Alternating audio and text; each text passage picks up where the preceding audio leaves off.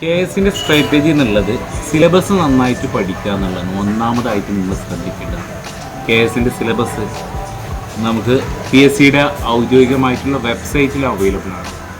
ആ സിലബസ് ഓരോ സെക്ഷനായിട്ട് ഡിവൈഡ് ചെയ്ത് അതിനെ മനസ്സിലാക്കിയതിന് ശേഷം അതിനെ ഡീകോഡ് ചെയ്തതിന് ശേഷം പഠിക്കാൻ തുടങ്ങണം എന്നുള്ളതാണ്. സിലബസ് ഡീകോഡ് ചെയ്തതിന് ശേഷം ചെയ്യാനുള്ളത് ബേസിക് ആയിട്ടുള്ള ടെക്സ്റ്റ് ബുക്കുകൾ ഇതിന് വേണ്ടിയിട്ട് നിങ്ങൾ വായിക്കുക എന്നുള്ളതാണ്.